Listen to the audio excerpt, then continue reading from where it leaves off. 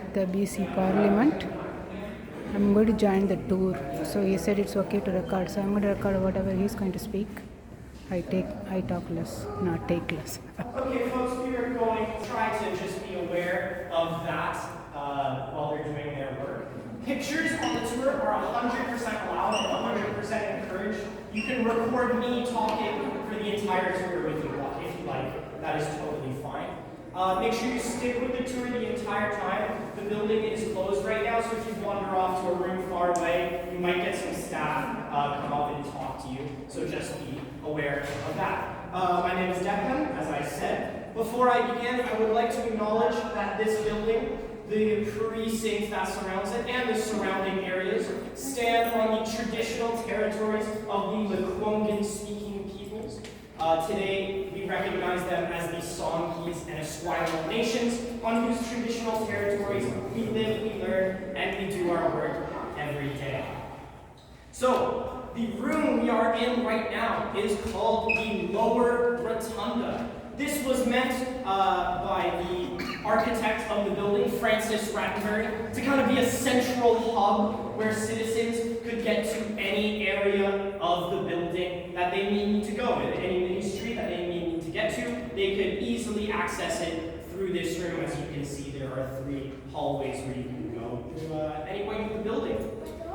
The building began construction in 1893. It was completed in 1897 before it opened its doors to the public in 1898. Francis Rattenbury's construction of the building, design and construction of the building, costed an odd $900,000, which when adjusting for inflation is worth today a lot of money. It's a lot of money today. His fee ended up being 5%, which was an odd $45,000 at the time. Standing behind me here, we have our British Columbia coat of arms.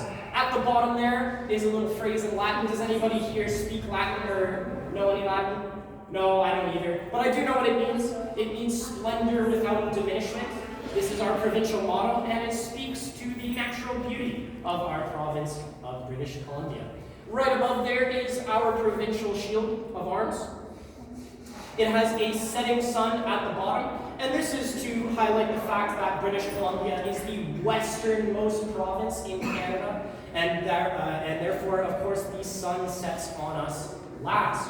Right above it, we have some wavy blue and white lines. These are to symbolize the blue color of the Pacific Ocean and the white snow that crests the top of the Rocky Mountains.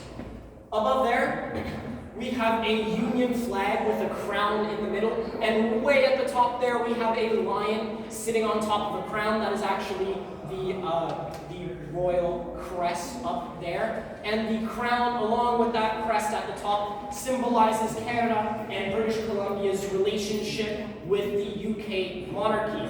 We here in Canada are still a constitutional monarchy, which means that technically we still have a king, the King of Canada, and that is King Charles, who is also King of the UK, and is visiting Ottawa next week, which should be very exciting.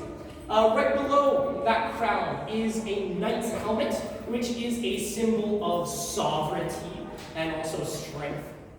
Speaking of strength, the 2 animals on the side there are sticking out their tongues. This is also a symbol of strength, authority, and confidence. Closest to me is an elk. The elk is representative of the colony of Vancouver Island. On the opposite side, we have what is known as a big-horned mountain sheep, and that is representative of the colony of British Columbia. And they are standing on either side to represent the 2 colonies coming together to form the province of British Columbia in 1871. We are the 6th province to join the Canadian Confederation. The first 5 were Ontario, Quebec, New Brunswick, Nova Scotia, Manitoba, and finally BC in, of course, 1871.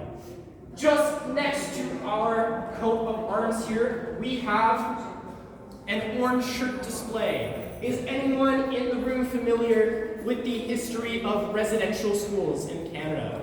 Yeah.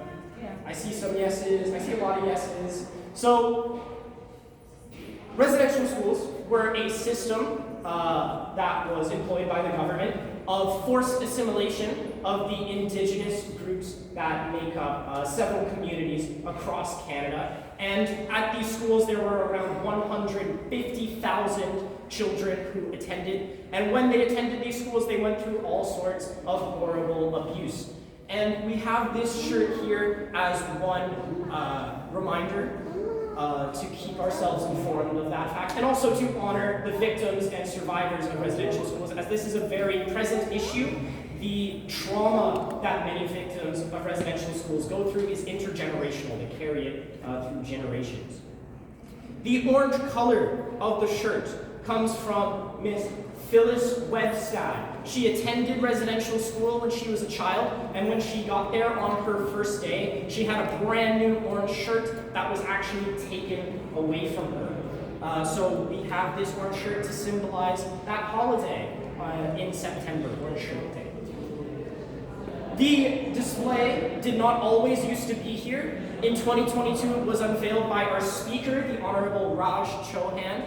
We felt it should have a more prominent display in the building in light of the 2021 discovery of several unmarked graves in a former Kamloops residential school. And it stands here now in the lower rotunda as one of the first things all our visitors see, as a powerful symbol of the reconciliation efforts that our province and our government is committed to.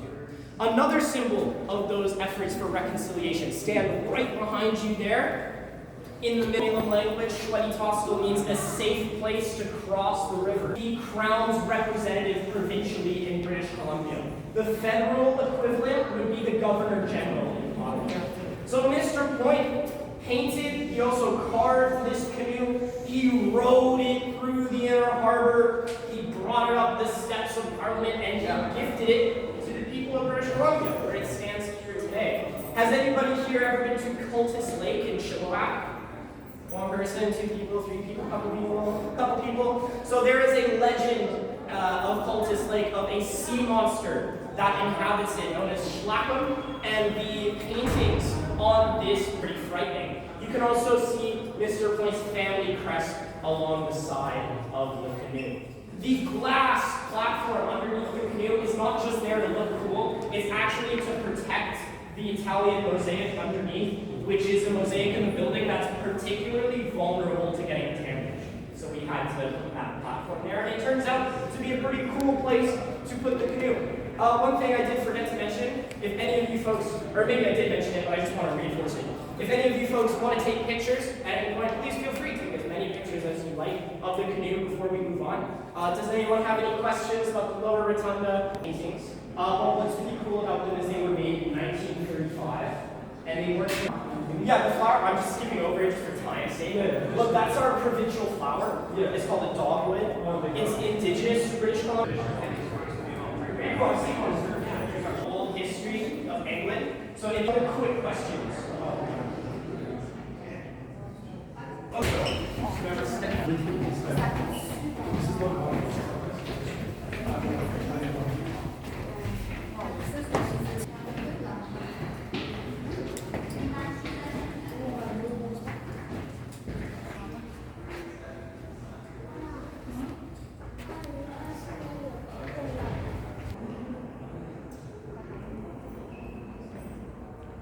Okay, folks, welcome to the second floor of the building. This room is called the Upper Rotunda. It is also known as the Memorial Rotunda. And the reason it has that name is because this room is dedicated to the soldiers that have fought and they have not come back from various wars that Canada has participated in. Specifically, the First World War, the Second World War, the Korean War, the Spanish Civil War, and the war in Afghanistan. We have a few flags in this room. If you direct your eyes upwards a bit. Over there, over the entrance, we have our national flag of Canada that we adopted in 1965. There was a big ceremony in Ottawa where they lowered the old flag, which is called the Red Ensign, and they put up our new national flag. It was a big deal. Across from it right there is, of course, our provincial flag. As you can see, it has the setting sun on the bottom. Over that entrance right there is a flag called the white ensign. And the reason that flag is in this room is because if you were a sailor in World War I or II and you spotted yourself a Royal Canadian Navy vessel, it would not actually be flying any of the other flags in this room, it would be flying the white ensign at the time. Right, this is a flag that was gifted by Lord Bailey, commanding Canadian forces in the First World War in Europe, and it was gifted to our particular battalion that served in France, and in particular fought in the Battle of Vimy Ridge, which is what this flag honors. But I would also argue it honors all Canadian contribution and symbolizes all Canadian contribution in the war. Does anybody know how large the Canadian military is today? How many personnel they have? Canada's military. During the First World War, they had over 600,000 active personnel, and during the Second World War, they had 750,000 active personnel.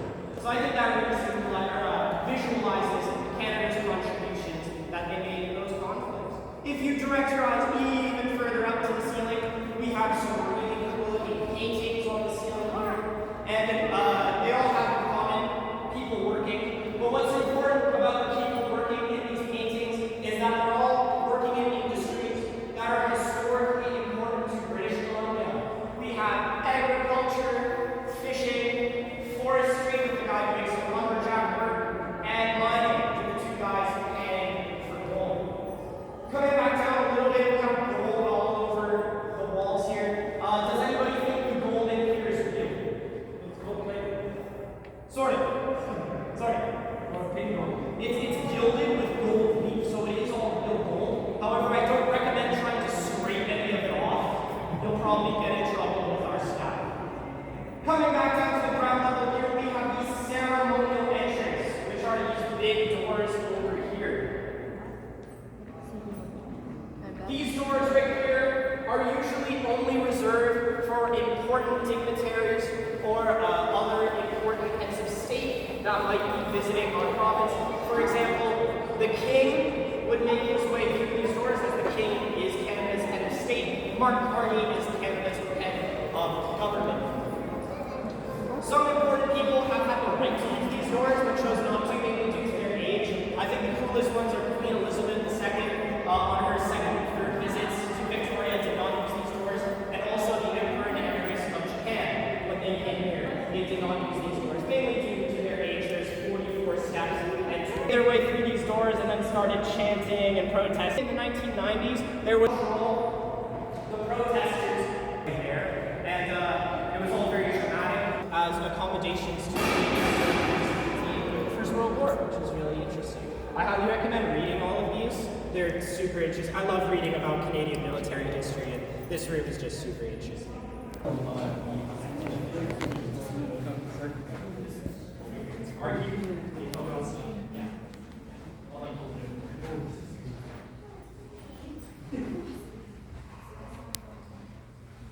So welcome folks to the members lobby.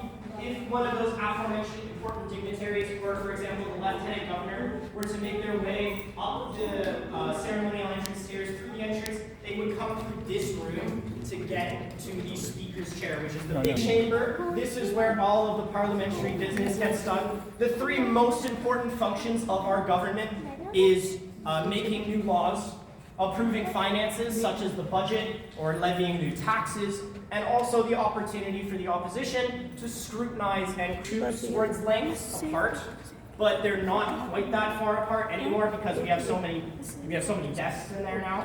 But the reason they used to be that far apart is, of course, in British Parliament back in the day, they could bring their weapons into Parliament, and yeah, they sometimes would fight each other with swords, which is a shame they don't do that anymore, because if you were to sit up in the public gallery, the chairs would be pretty entertaining to watch them sword fight. But unfortunately, that doesn't happen anymore. The Honorable Raj Chauhan is our current speaker, and he is amazing at his job. If you've ever seen him in question period, he has this very calming influence in the House. If you ever get the chance to watch question period, which should be happening next week, I think it's only next week until fall that it's happening, it can get very intense. I've heard a few eyebrow-raising insults hurled across the aisle.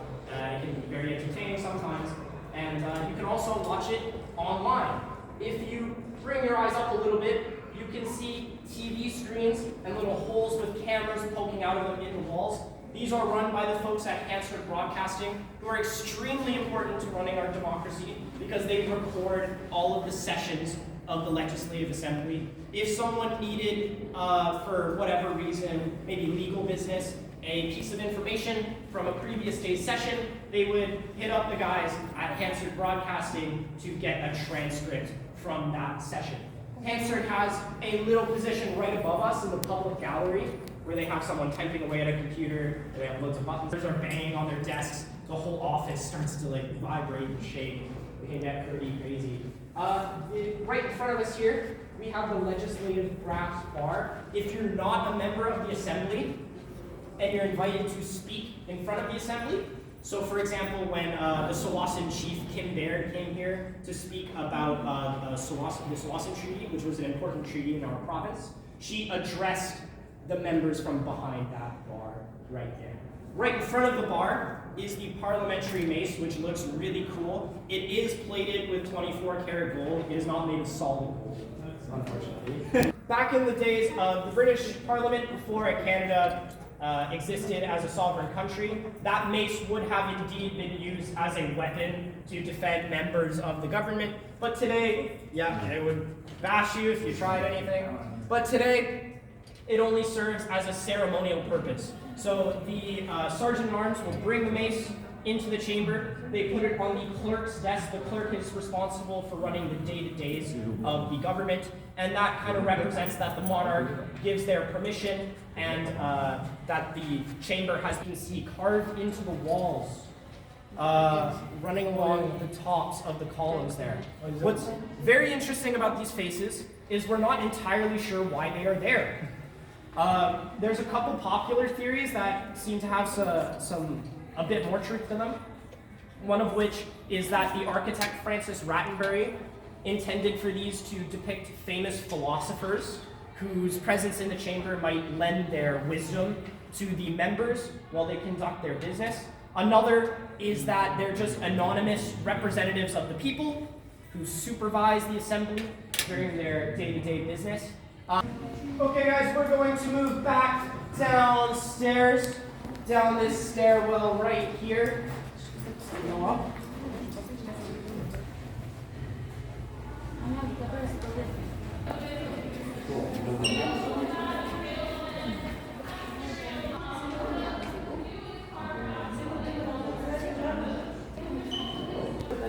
So for all sorts of displays like these, but also events. We have lots of lunches and stuff like that in here for stuff like visitors or ministries will have lunches in here.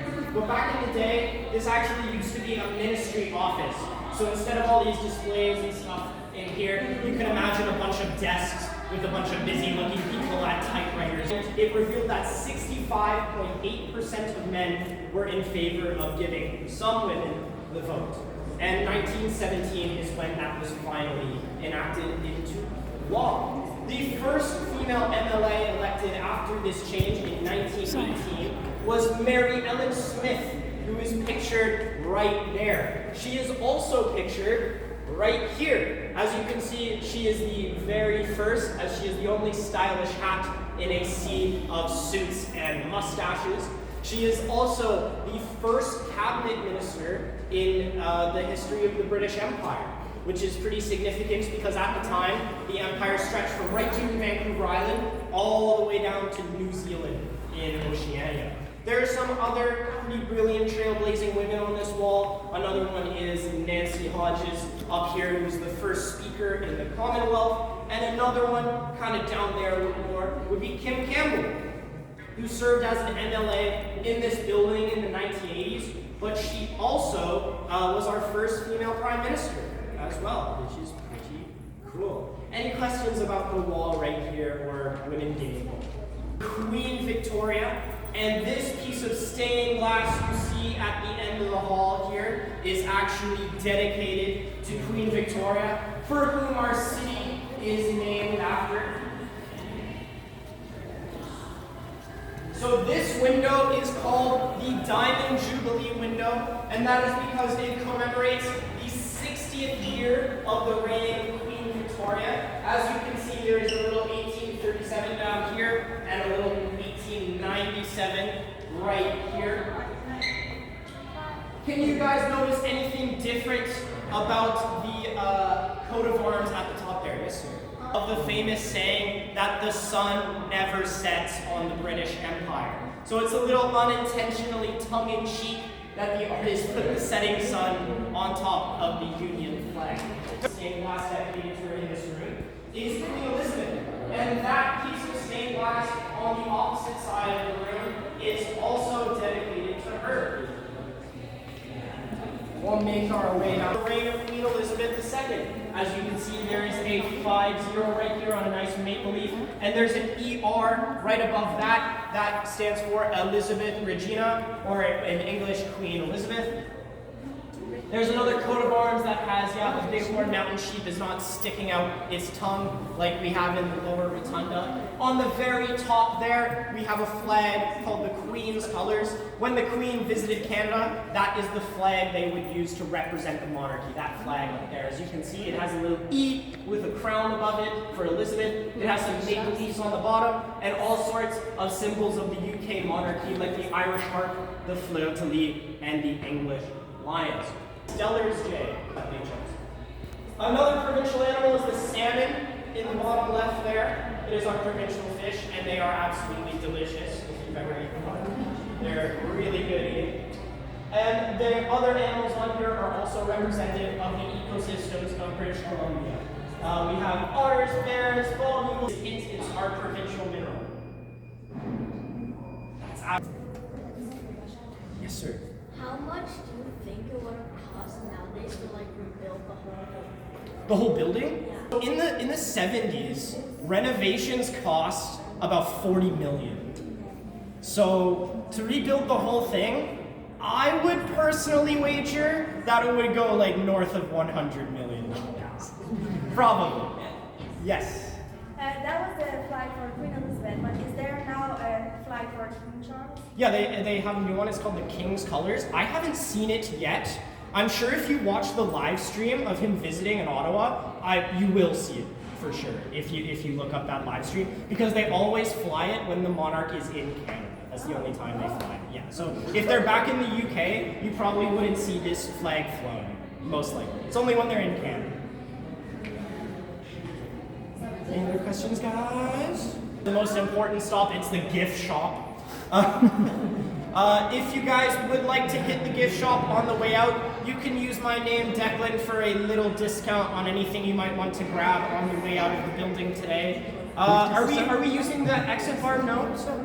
We're using that one. So we're not using the main exit today. We're gonna take the West Annex exit, which is just to the left. It's ridiculous the amount of funding that went into building this. Before this was here, they had the bird cages, which were like colonial buildings. And part of the reason they built this is because, one, they were outdated, and two, they kept burning down.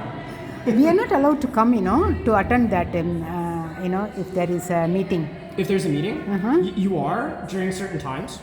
Okay, I didn't know that. Yeah, you can come in for question period. The public can come in and watch. Really? How do I know that? Google? You can look it up online. You can just look up BC legislative calendar. And I can come and sit? Yeah, you can come and sit. It'll show you the times you can come and sit. They only do it next week, and then they're not back until the fall. Oh, which is yearly, how many times you think? They meet twice. The house opens twice a year. Once in the summer. It's constituency week right now, so nobody's here. But they come back next week to finish, and then back in the fall. So next week I can come? Yeah. I will definitely try. Oh, you should. Anyway, thank you so much. Thank you. I hope you enjoyed. Yes, it. I did. Thank you so much. See you around. Bye. Of course. Bye.